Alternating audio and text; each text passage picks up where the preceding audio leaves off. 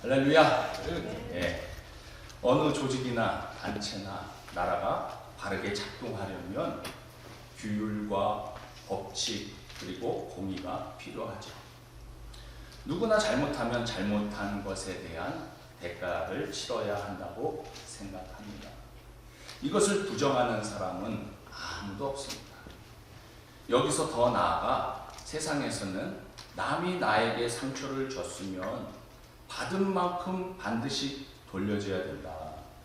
그렇지 않으면 얕잡아 보여서 계속 당하게 될 것이다. 이런 생각을 하게 됩니다. 가장 오래되고 유명한 법이 함무라비 법전인데요. 내용은 심플합니다. 이는 이로 누는 눈으로. 뭔 얘기입니까? 당한 대로 돌려주라는 겁니다. 하나님께서는 창세기 9장 6절에 다른 사람의 피를 흘리면 그 사람의 피도 흘릴 것이니 이는 하나님이 자기 형상대로 사람을 지으셨음이니라 라고 말씀하셨어요. 가장 쉬우면서도 합리적인 법, 그죠? 받은 대로 돌려주는 거. 근데 문제는 뭐냐? 이게 원한과 증오로 이어질 수 있다는 것입니다. 만일 하나님의 약속하신 가나안 땅의 공의만을 강조하여 이는 이로, 눈은 눈으로 이 동족 보복법 있다고 가정한다면 어떻게 될까요? 만일 나의 실수로 상대방의 다리가 부러지면 상대방도 똑같이 내 다리를 부러뜨려야 되는 거예요. 그런데 문제는 당한 사람 입장에서 똑같이 되돌려줍니까? 아닙니다. 감정을 담아서 더 세게 부러뜨리지. 그러니까 더 심해질 수밖에 없는 겁니다. 1의 강도로 맞은 사람은 1보다 더 강하게 2의 강도로 돌려주게 돼 있는 거예요. 그러니까 반드시 공정할 수가 없습니다. 이보다 더한 문제는 만일 장난하다가 실수로 상대방이 넘어졌는데 하필이면 넘어질 때 바위에 머리가 탁 하고 부딪혀서 죽어버리면, 물론 실수지만 가해자가 죽어야 되는 거예요. 물론 죽은 부모의 입장에서는 너무나도 분한 나머지 가해자를 똑같이 죽인다고 죽여버리면 가해자의 부모의 그 심정이 얼마나 가슴이 아프고 분통이 터지겠습니까? 따라서 하나님께서 가나안 땅을 주시고 이스라엘 백성들을 위해 만일 누군가가 잘못이나 실수로 인해 사람을 죽이게 되는 경우에 피할 곳인 도피성이라는 제도적인 장치를 마련하도록 지시하는 내용이 오늘 본문의 말씀인 거예요. 오늘은 도피성의 은혜라는 제목으로 말씀을 선포하겠습니다. 이스라엘 민족이 드디어 약속의 땅 가나안 땅을 정복하고 땅을 분배받았습니다.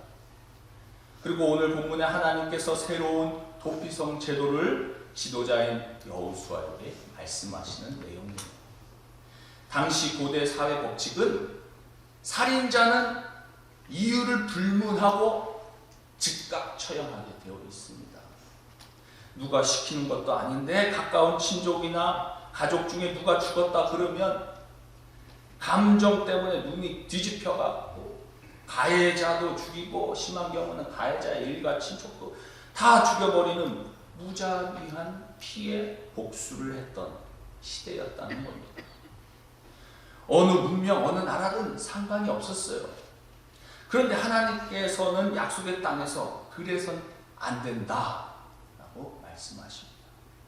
가나안 땅을 주시고 이제 그곳에 참으로 젖과 꿀이 흐르는 그런 삶을 살게 하기 위해서 주신 제도는 더 이상 공의만이 아닌 은혜 또한 강조하고 있다는 겁니다. 하나님은 기업으로 주신 땅에서 무죄한 자의 피를 흘리는 일이 없기를 바라셨어요. 하나님은 그분의 백성들이 사는 땅이 공의와 사랑이 시행되는 의로운 나라가 되기를 원하셨습니다. 공의만 있고 사랑이 없는 국가나 단체가 있다고 생각해 보십시오. 그러한 국가는 서로 간의 반목과 분열로 오랫동안 유지될 수가 없습니다. 제2의 로미오와 줄리엣 같은 상황이 벌어지는 거고, 우리나라 대표적인 케이스가 뭐야? 전라도, 경상도, 지역 감정, 반목적인 지역 감정이 지속되고 있잖아요. 하나님의 백성으로 선택받은 이스라엘 민족이 서로 화합하지 못하고 반목하기 때문입니다.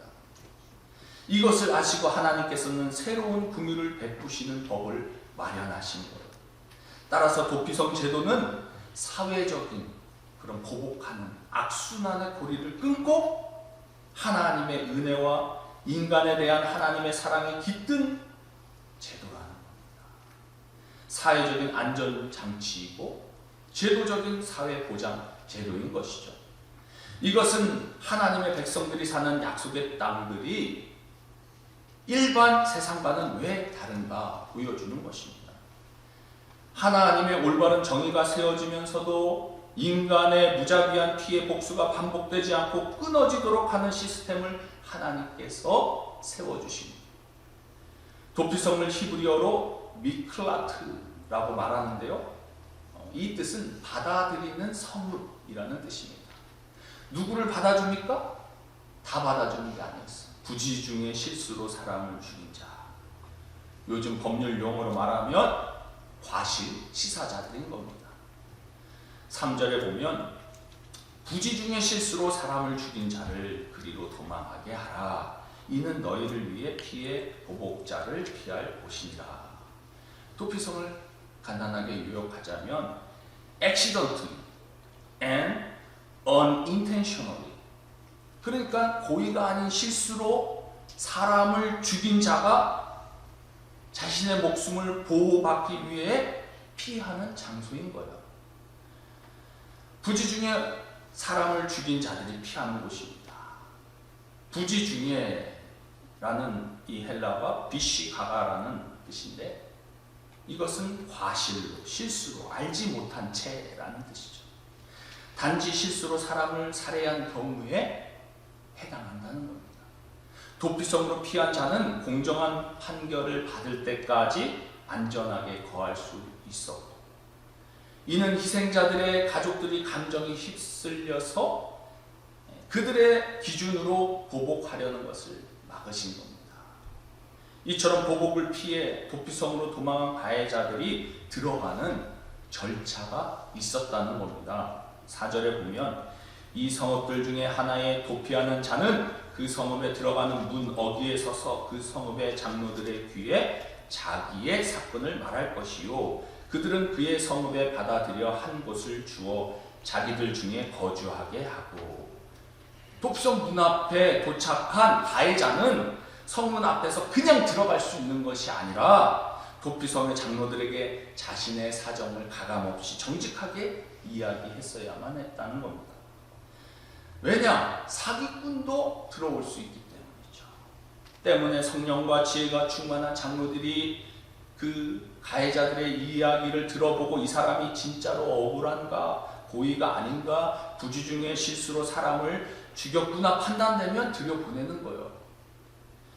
일단 도피성 안으로 그렇게 장로들의 허가를 받아 들어가는 순간 아무리 화가 나서 피해자들의 부모와 일가 친척들이 죽이려고 쫓아들어도 죽일 수가 없는 겁니다. 그리고 도피성으로 피신한 자는 후로 재판을 해서 사면을 받거나 대제사장이 죽을 때까지 도피성에 머물 수가 있었다는 겁니다. 6절에 보면 그 살인자는 회중 앞에 서서 재판을 받기까지 또는 그 당시 대제사장이 죽기까지 그 성읍에 거주하다가 그 후에는 그 살인자는 그 성읍 곧 자기가 도망하여 나온 자기 성읍 자기 집으로 돌아갈지니라 하라 하시니라. 가해자가 도피성에서 나와 살아갈 수 있는 방법은 두 가지였어요.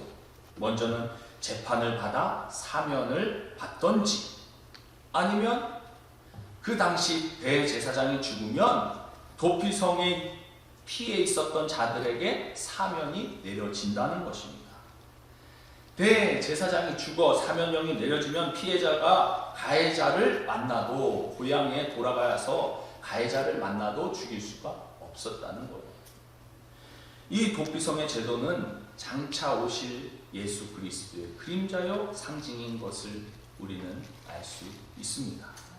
도피성 제도를 통해 예수 그리스도의 용서의 은혜가 상징적으로 묘사가 되고 있죠.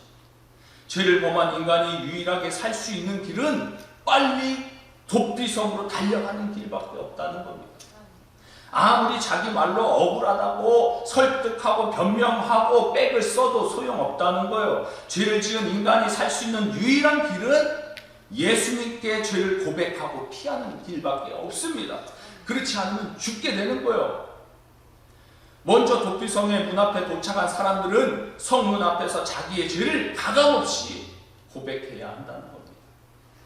십자가는 누구든지 붙잡을 수 있지만 아무나 붙잡을 수 있는 것이 아닙니다. 십자가의 은혜를 누리려면 자기의 죄를 고백해야 한다는 겁니다.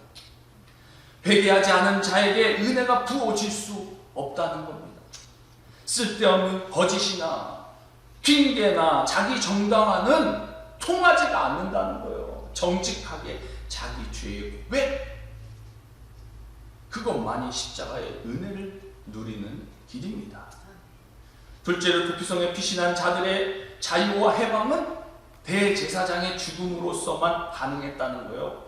대제사장은 우리 주 예수 그리스도를 상징하는 거죠.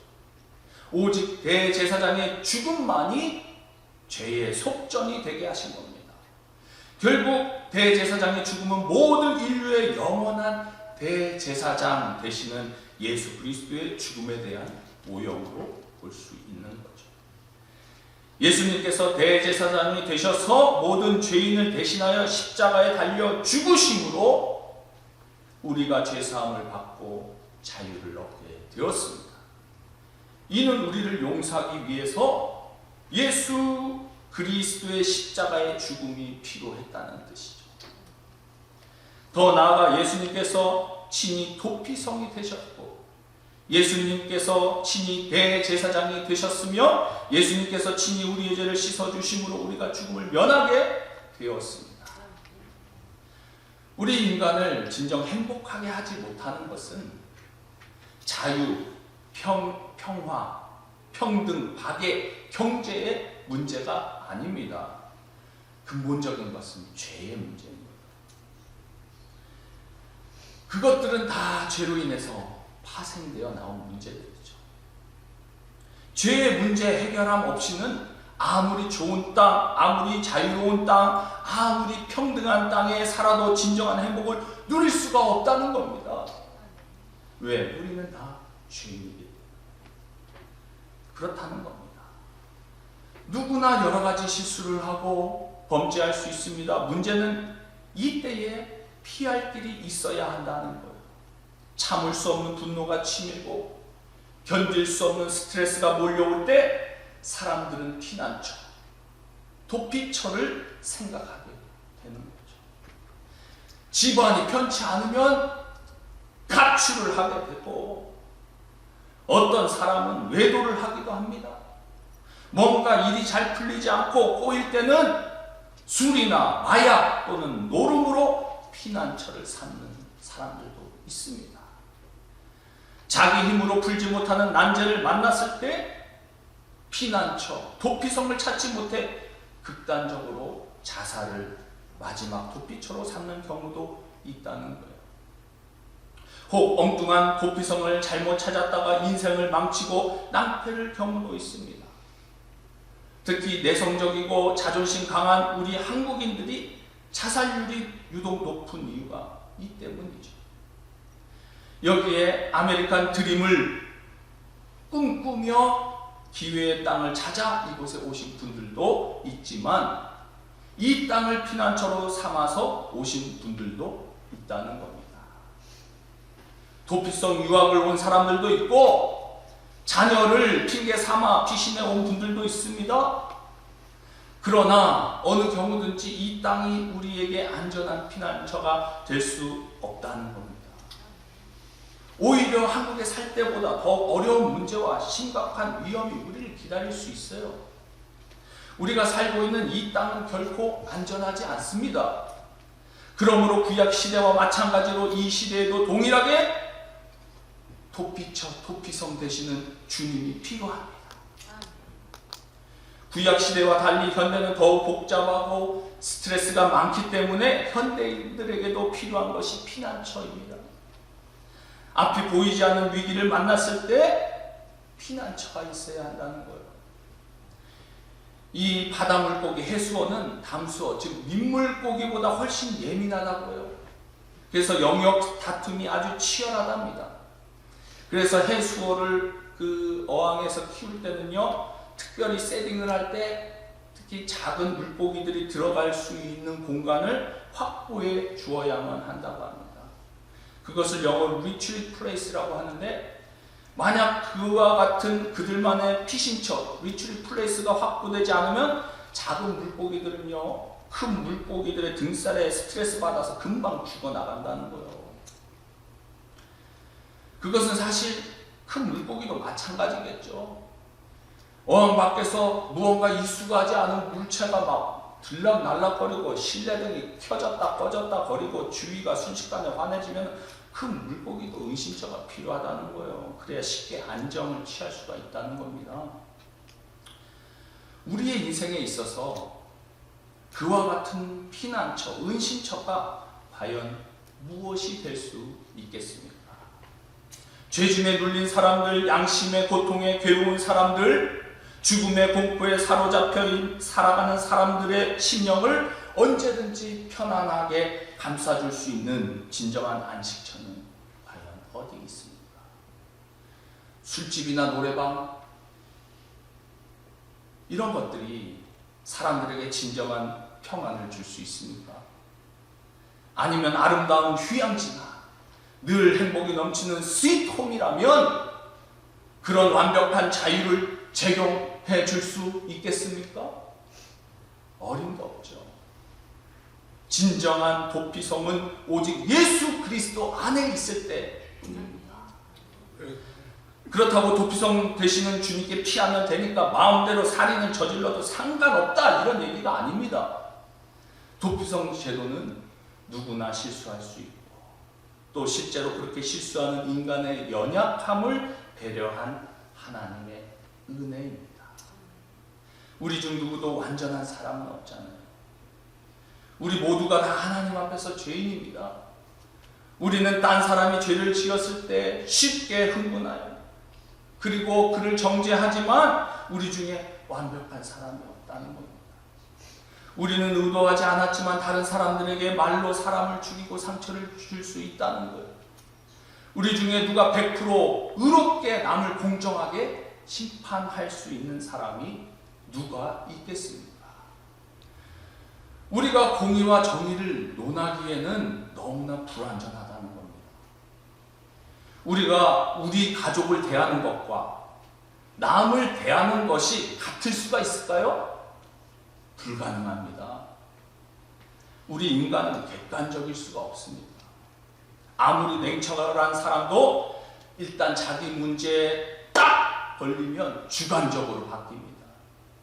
우리는 이성보다 감정적으로 복수하고 분풀이할 수밖에 없다는 거죠. 이와 같이 우리는 불완전합니다. 하나님께서 공평과 정의로 죄를 심판하실 수가 있다는 겁니다. 하나님의 목적은 복수가 아니라 회복입니다. 우리가 하나님의 눈으로 우리와 우리 이웃을 보면요, 사실 우리가 함부로 칼을 못 휘두릅니다. 우리는 항상 내가 피해자라고 생각을 하는데 우리가 몰라서 그렇지 살면서 알게 모르게 우리도 남한테 상처를 준 거 엄청 많습니다. 우리 중에 누가 100% 피해자가 있습니까? 여러분, 남한테 상처 주는 말 한 번도 안 하고 살아오신 분 있으세요? 알게 모르게 상처를 주었죠. 하늘 우러러 한 점 부끄러움 없으십니까? 여러분이 사랑하는 부모님들은 어떠셨습니까? 살면서 여러분의 가슴에 상처를 한 번도 주신 적이 없으셨나요? 우리는 한 번도 자녀의 가슴에 상처를 준 적이 없습니까? 골로새서 3장 13절에 누가 너에게 불만이 있거든 서로 용납하여 피차 용서하되 주께서 너희를 용서하신 것 같이 너희도 그리하라. 피차 용서하라. 이 말의 뜻이 뭡니까? 우리는 100% 피해자라고 생각하는데 하나님이 보시기에 너는 반은 피해자고 반은 가해자다. 우리 모두가 서로 용서해주고 용서받아야 할 불완전한 존재들이기 때문에 서로 용서하라는 겁니다. 거룩을 타협하라는 이야기가 아니라 우리가 은혜 받은 죄인임을 알고 가정과 직장과 사업체와 교회 안에 은혜가 있어야 됩니다. 거룩을 타협하는 것이 아니라 서로의 연약함을 품어줄 수 있어야 합니다. 요즘에 교회가 문제가 많다고 해서 개혁해야 된다 부르짖는 사람들이 너무나 많습니다. 같은 크리스찬들끼리 다른 교회를 공격하는 분들을 보면 안타까워하는 부분은 옳은 말을 하긴 하는데 너무 사납게 하고 있어요. 본인은 깨끗합니까? 주 안에서 한 몸이 아닙니까? 왜 형제 눈에 티끌은 보면서 자기 눈에 있는 들보는 회개하지 않을까요? 용서와 은혜가 없이 서로 날카롭게 비판하고 정죄만 하고 있으면 교회는 갈 길을 잊어버리게 되는 거예요.